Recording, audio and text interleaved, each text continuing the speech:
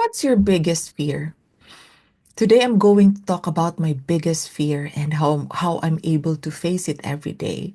I'm going to share my realizations, my mindset shifts, and my best practices that allow me to face my fear and do it anyway. So stay tuned.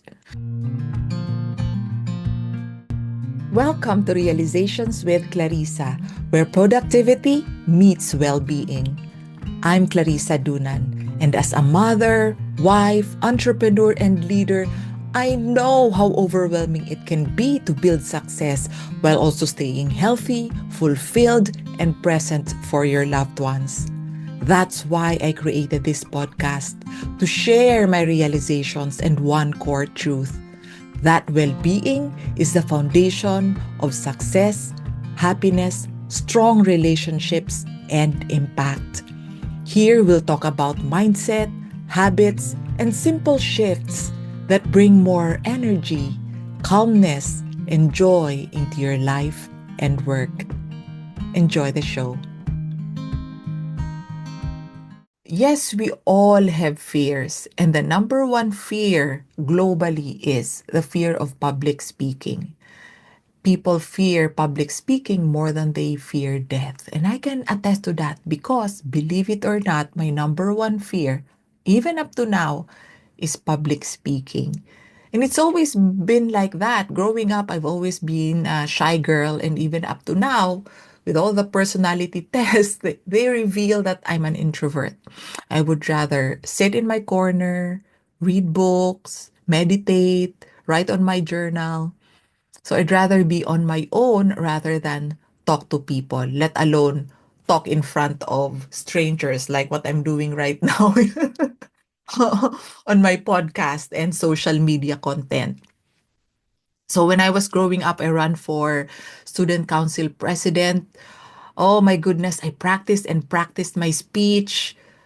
But every time I stepped in front of a class, during the campaign period, I had mental block. I couldn't speak at all. So to cut the long story short, I lost.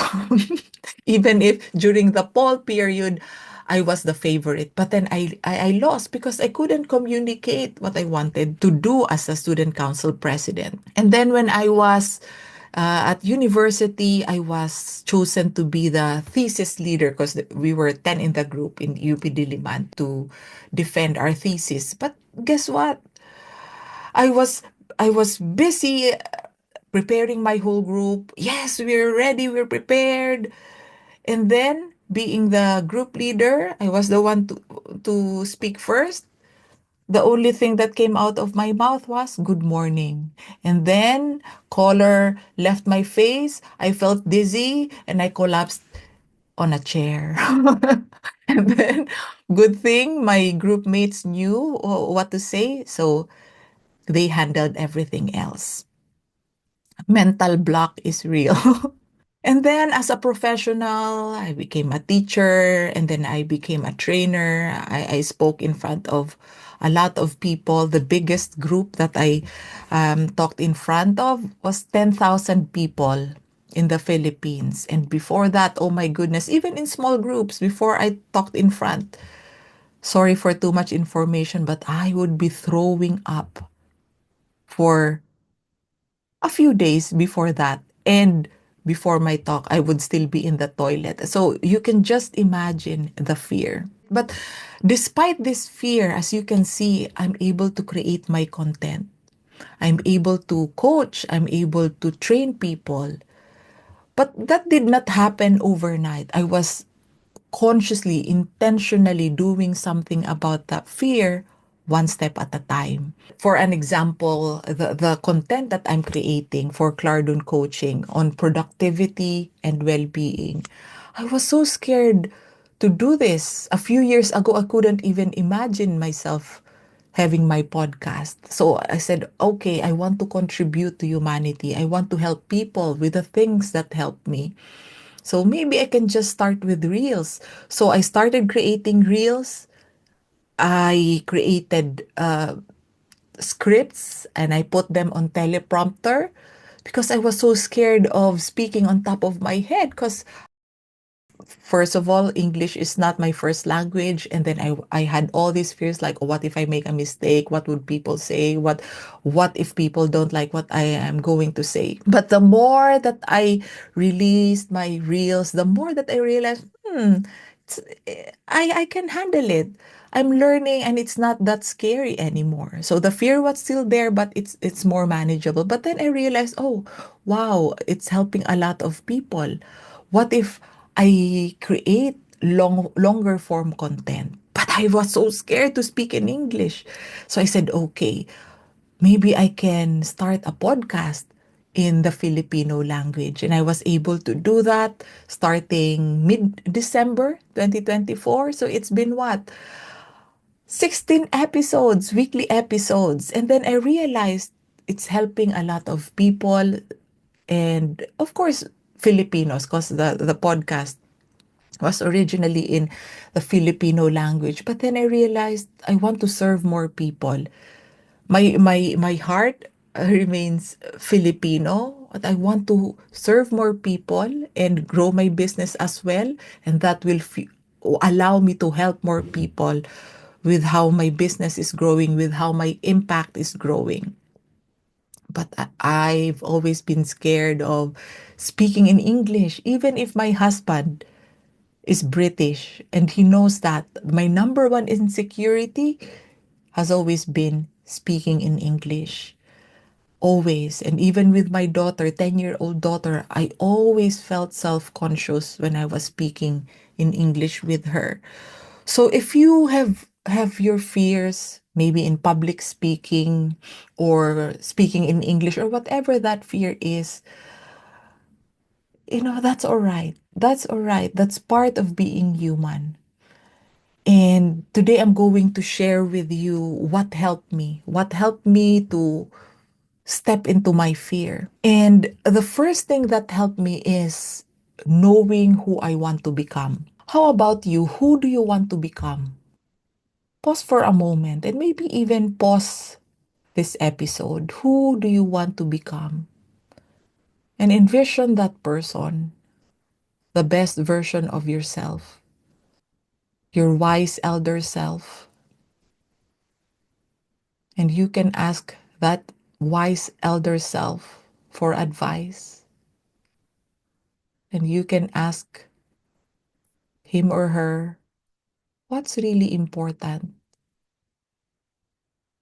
and what's not important.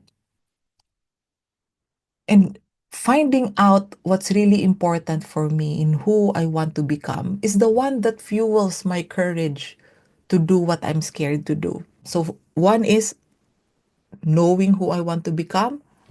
At the same time, I know who I already am. And I know that I am already what? Complete. I'm already good enough. I'm already worthy just as I am. I don't need to prove anything else to anyone, even to myself. Okay? I am lovable. I am acceptable. And I know that who I already am is not diminished by what other people think of me. I am not diminished by my mistakes or failures. So whether or not I make a big impact or I become successful in what I'm doing right now, of course that's important, but that's not as important, okay, to who I am right now. And that gives me so much courage to do what I fear the most because even if my biggest fears like what will people think, what if I make a mistake, what if what I say is wrong, or what if it offends people, and so on and so forth. Even if those biggest fears come to fruition, I will not be diminished because I'm complete right now. I cannot add and I cannot take anything away from who I am right now. So, how about you? How do you see yourself? How do you feel about yourself? And another thing that helped me is that I consider fear as my friend, as my ally. So before, I felt like fear was the evil one, that I hated fear. But the more that I resisted fear, the more that I ran away from fear, the more that it had power over me. But then I realized fear is actually my friend because now I know who I want to be, the impact that I want to create in the world. And then now the fears that I feel, like for example, fear of public speaking, that's just pointing me to the direction that, okay, this is something that you are not familiar with yet. This is something that you want to build more confidence, more skills in, right? So this is something that will help you. So instead of public speaking being like, oh my goodness, I don't want that. Can you take that away from me? It becomes a doorway for me to step into that, to realize my deepest calling to serve people. So it has allowed me to face my fear, to feel the fear. So it's not that I don't feel the fear. I feel it. And I say, hello, fear. Okay, you're here. Just stay there. Then today, I'm going to be the one holding the mic. Today, the real Clarissa is the one who's going to express my ideas, the one who's going to make an impact. So I got you, fear. I got you. Okay. And it's very important that I practice. I practice and practice and practice. So how about you? Reflect the thing that you're really scared of. How much of it are you willing to explore and do? Because maybe it's not a matter of that thing that you're scared of being really fearful. Maybe it's just because you're not familiar with it, you're not confident with it, right? So the more you practice, the more that it becomes familiar, the more that you become more confident, the more that you become skilled, and the easier it gets. And then the fear goes down, or the fear goes away. All right. So in my case, I still experience the fear, but that's all right. Feel the fear and do it anyway. Because I also learned that the fear that we feel is not caused by the thing itself. Like, for example, public speaking. Because so many people are not scared of public speaking. So if public speaking itself is the one that's so fearful, then everyone would be scared of public speaking. But no, what really causes the fear is the thought that we cannot handle what could happen. So I realized, oh my goodness, that's right. All I have to do is to believe in my ability to handle whatever happens. I can handle this. And even my daughter, who's 10 years old, that's become one of her mantras as well. I can handle it. So, can you say that with me? I can handle it. I can handle it. Whatever happens, you can handle it. How many times have you experienced failures, rejection, mistakes? But look at you now. You're still here. You survived. And all the more you became what? Stronger and wiser because you learned from that experience. You became resilient because of that experience.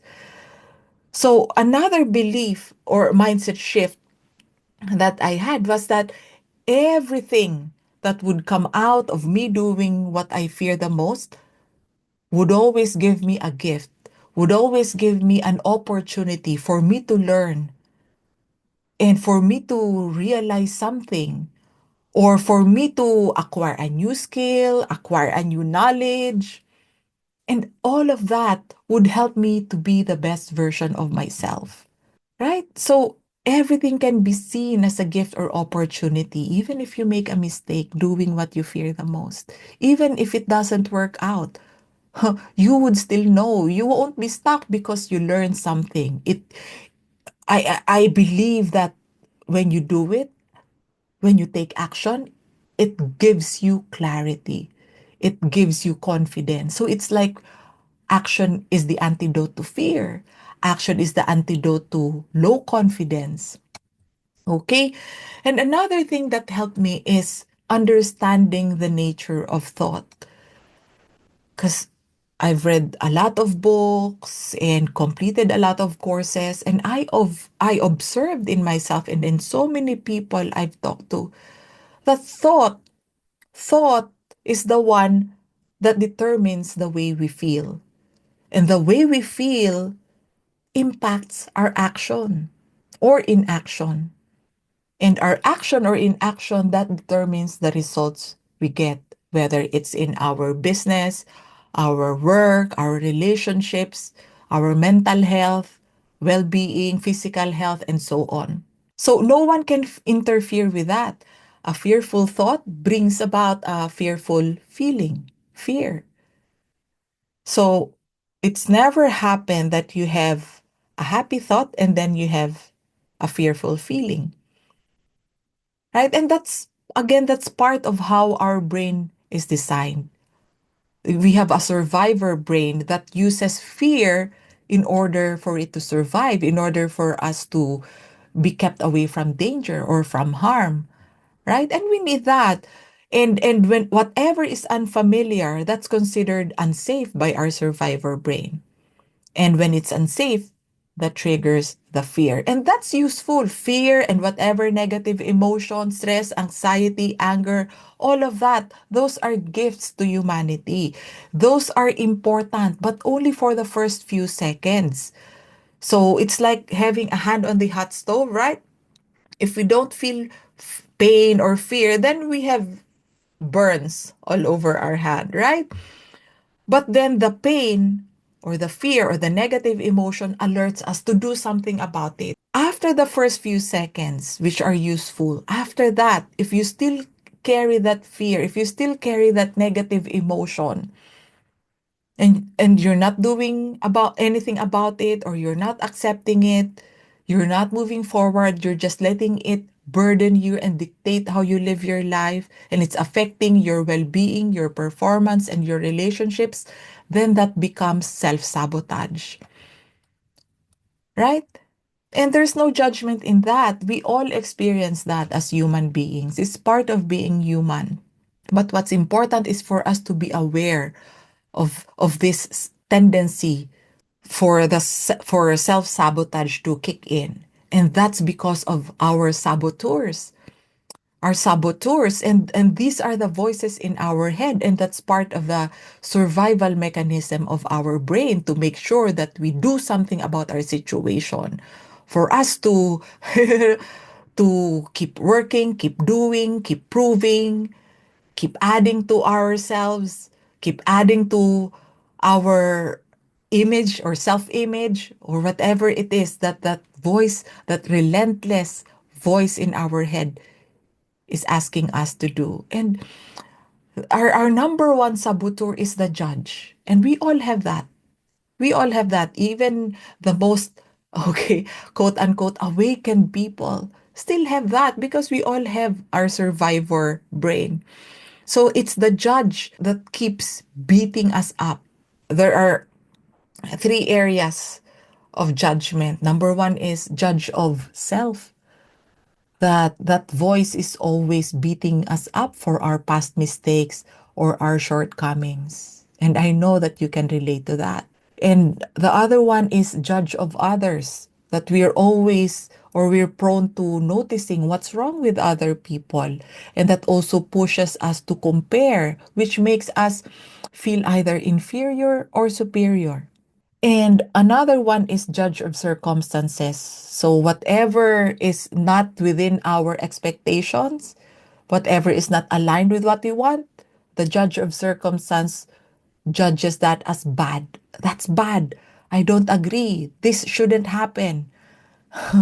This has to go away before I could feel peace, before I could be happy, right? This problem has to be solved right away for me to feel better. So, judge of self, judge of others, judge of circumstance. Which one is more noisy for you? Which one? Or which ones? Right? So, do not judge that voice, because additional judgment, additional negativity about that judge is reinforcing the judge itself. And I will teach you later on what to do when you hear that judge. And this judge is the one that triggers the accomplice saboteurs. Accomplice. So there are different responses to this judge, the voice in the head. It could create a pattern of feeling and behaving. Like it could push you to please people, right? So you are not the pleaser, but the pleaser is the pattern that you have developed since childhood for you to cope and survive. But how much of that pleasing, people pleasing tendency is holding you back? It's maybe causing resentment because you keep giving and giving and giving, and you're not able to pay attention to what you need as well. Or maybe you crave approval or acceptance. Okay, and if you don't get that acknowledgement from other people, it stresses you out. Another pattern is avoider. So maybe the judge is saying lots of things like, oh, when you do this, this will happen to you. When you do this, people will do this or say this, and that's bad. When you do this, this will happen. So the tendency is what? To avoid, maybe avoid certain conflicts or speaking up or having a difficult conversation. Or maybe this is the one that's been pushing you to run away from certain tasks, important tasks, maybe something that has to do with your business or your work or your health. So there are different accomplices. And I started with a pleaser and avoider because those are the two that I've been really intentional on working on. And I really see a lot of improvement. And that's why I'm here. I'm sharing with you things that help me because I see how different life is when we are aware of these saboteurs and we're able to rise above them. And there are many other accomplices, how people normally respond in response to the judge, like the controller or the hyperachiever or the stickler or the perfectionist, the hyper vigilant, always worrying about all the dangers that could happen, and hyper rational, the restless that doesn't want to sit still, multitasks, can't get satisfaction or fulfillment in the present moment, or the victim. And I'll be talking more about this in the coming episodes, but you can just see or maybe pause this episode so that you can reflect which one of these accomplices can you resonate with, which ones of these show up in your relationships. Maybe that's causing you stress, unhappiness, maybe some anger management issues. Maybe it's the controller, the stickler, the victim. So, all of our stresses, all of our prolonged negative emotions, everything that's holding us back from living the life that we truly want, from having the relationships that we want, it's all coming from our saboteurs, from our self sabotage, right? But there's a solution to that.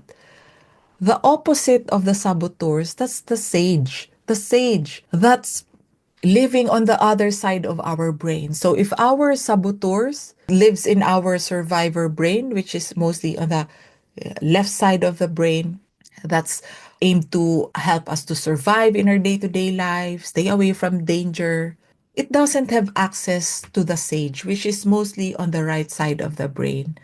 And the sage is accessed when we are calm. So when we're always ruled by fear, when we are stressed, when we live in those negative emotions for a long time, we don't have access to the one that has the wisdom, to the one that has access to the joy, to the inner peace, to gratitude, and to all the positive emotions. It's the one that has access to the big picture, to intuition.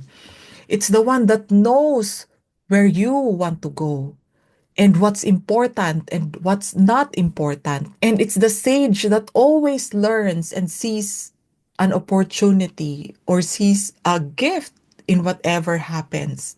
So it doesn't judge whatever happens, unlike the judge of self, others, and circumstance. It's the sage that has empathy for yourself and for other people. So it's an antidote to the judge that keeps beating you up or keeps judging other people, makes you feel bad about other people, which affects your relationships as well. And the sage is the one that is able to take action, action that's aligned with your true self, not with ego. It's action for the sake of action itself, not to prove anything, not to gain people's approval, not to complete you or to give you happiness, right? Because it's not coming from anything, but it's coming from within us already. And we can access that through our sage, right? So when we're always ruled by our saboteurs, when we're dwelling in fear and negative emotions for a long time, it's taking us away from the innate well being, the innate wisdom that's already within us. So, what do? We calm our mind and body so that we can access that sage. And that's what I do every day. It's become my habit. So, it could be just as short as 2 minutes. First thing in the morning when you wake up, you clear your mind. So for me, I've become somewhat, obsessed with it in a good way, that I spend the first 30 minutes of my day clearing my mind so that I have access to that innate well-being. And when I do that every day, the rest of the day is handled well. Have you experienced that when you wake up and the first thing you do is check the social media, listen to the news, or open your emails? Oh my goodness. You remember how that makes you feel? It's like starting your day with stress, right? But when you start your day getting in touch with your sage and quieting your saboteurs, that can do wonders for the rest of your day. You will respond better in your relationships. You will respond and think better at work. If you have a problem or an issue or a challenge that you're working on, it's easier for you to access the powers of the sage when you have a calm mind, when you come from that centeredness, when you are grounded. So when you are centered, you're not pulled into different directions that's scattered by all these voices in your head. Okay, so how do you do that? How do you do that? So these are the three steps that I do every day. Every time I hear that judge and the accomplice saboteurs, like I said, the pleaser for me, the pleaser, the avoider. So what you do is you catch and label. Oh, that's my judge. Oh, that's my pleaser. Oh, that's my avoider, right? So sometimes it's not that easy to catch the thought. It's like being a fish. You're not aware of the water because you're there, you live in it. So at first, it might not be too easy for you to see the thought, but use your feelings as your guide. If you are experiencing stress for more than the first few useful seconds, that's already the saboteurs. Prolonged negative emotion, that's your saboteur. So what do you do? Notice, catch and label it. Oh, that's my judge again. Judge of others, judge of self. Oh, that's my judge of circumstance. And what's really helpful for me is when I realize that I am not the thought. I am not that saboteur. I am the one who's able to catch and notice the saboteur. I am the awareness that's like on the background or behind that thought. For example, this is the thought, the saboteur. Oh, I'm the one who can see that. I'm the one who can observe that. I am the awareness. I am the consciousness that's bigger than that thought. And that immediately separates me from from the thought and detaches me from the prolonged negative feeling. So number one, catch and label the saboteur. And number two is celebrate. Celebrate because you caught the saboteur and you won't waste a lot of time and energy on a negative spiral. Because have you experienced that the more you don't catch those saboteurs, those voices, the more that you spiral into negativity, not just for several days, but for weeks, sometimes even months, sometimes even years. And I've experienced that before I had a diagnosis of depression and anxiety, and I can really resonate with that. Engaging with the negative thought, believing all these negative voices. So now that doesn't happen anymore because of these three steps. Catch and label the saboteur. And I celebrate. Well done, Clarissa. You were able to catch the judge. You were able to catch the pleaser. Well done. So it could be a simple tap on the shoulder, or it could be just an inner smile, or you could do a victory dance, right? Because what does that do? It immediately shifts your mood. From negativity to a celebration mood, and that also releases dopamine. Dopamine that makes you feel even better, and whatever is rewarded, because dopamine is like a reward for your body, for your brain, right? So whatever gets rewarded gets repeated, and that can become a habit for you, right? And so catch and label the saboteur, celebrate, and then what? Shift your attention. Number three, shift your attention to something else. Don't go back to the thought. Don't analyze the thought. Don't overthink. Shift your attention away from the thought, away from the saboteur. And the best way is for you to focus on one physical sensation. So the easiest is what? Focus on your breath. At least 3 breaths. 10 seconds. That's enough for you to get back to being centered.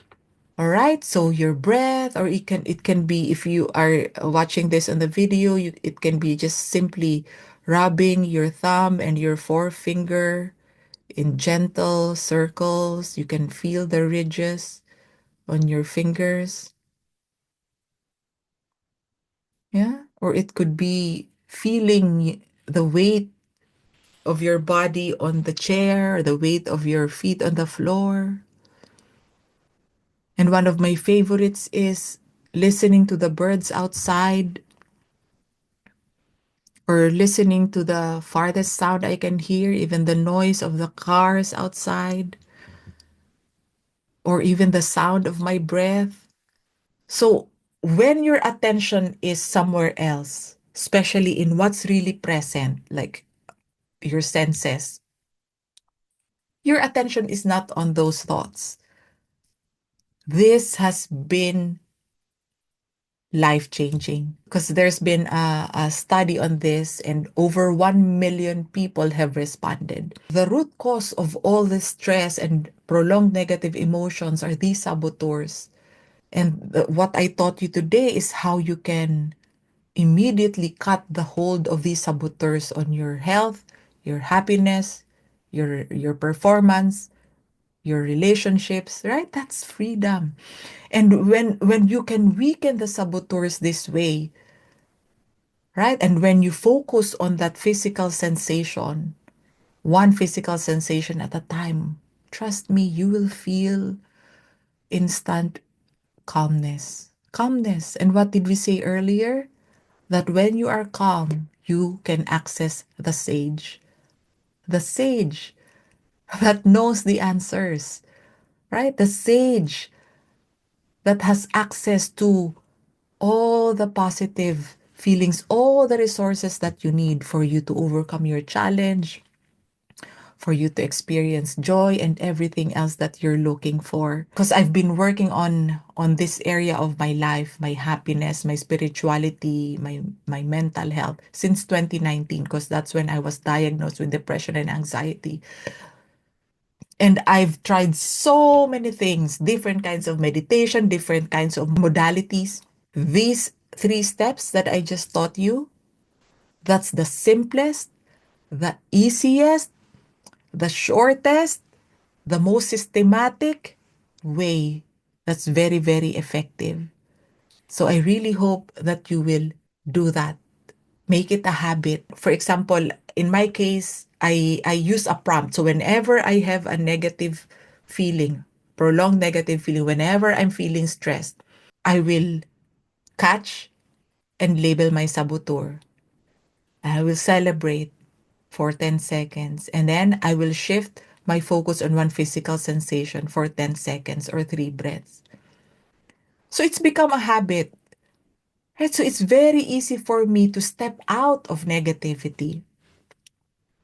And then what happens? It's easier for you to access what to do about the situation. It's not that you are running away from problems or you're running away from negative emotions. Because like I said, those negative emotions are useful. They are gifts to us for the first few useful seconds. It alerts us that something needs our attention. But beyond that, we need to access the sage that knows the answer. What can we do? Sometimes what's needed is empathy for ourselves, empathy for other people, right? And sometimes what's needed is for us to take a break or maybe sleep. And then the next day we feel recharged. We're able to face the day, take action, right? See the lesson, see the gift, see the opportunity. Okay, so what I've noticed with repetition, because this has become a habit, this has helped me in rising above my fear of public speaking. I'm able to step into the path of my self-actualization. And for me, self-actualization is stepping into my true self. My true self that's not burdened by the saboteurs, by those voices that otherwise make me feel scared all the time, that take control of my confidence or how I feel about myself and other people, the world. And I want you to experience this personal growth, this stepping into your true self, your authentic self. Because just imagine when you are no longer held back by your fears, whatever that is.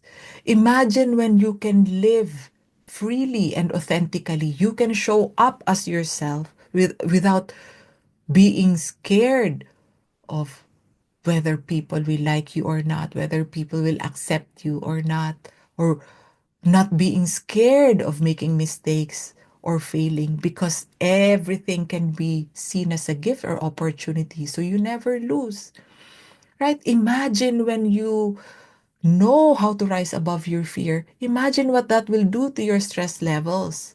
No more anxiety, no more prolonged negative emotions. So you won't be wasting lots of time and energy on these negative emotions. So you have more time and energy to do what's important, right? To do what you are called to do. So if you can resonate with this message today and with what I've shared today, and if you want to also discover your saboteurs or the impact of your saboteurs in your performance, in your well-being, in your relationships, or if you want to weaken, of course, you want to weaken those saboteurs and you want to strengthen your sage so you can access the wisdom, all those abilities, the innate well-being, and to be your true self. If you want to enjoy all of those benefits, book your free coaching consultation today. And then we will talk about your saboteurs and you will have clarity on how they're impacting your life, your business or work, or the goals that you want to accomplish. How are your saboteurs interfering? So, book that discovery call, book that coaching consultation, and I'll talk to you soon.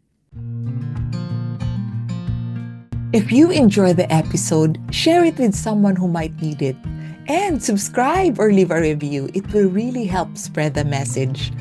And if you're ready to have more time and energy for what truly matters to you, grab a free copy of the Teach Business Workbook. The link is below. It will guide you through 3 simple steps so you can create more space in your life and work.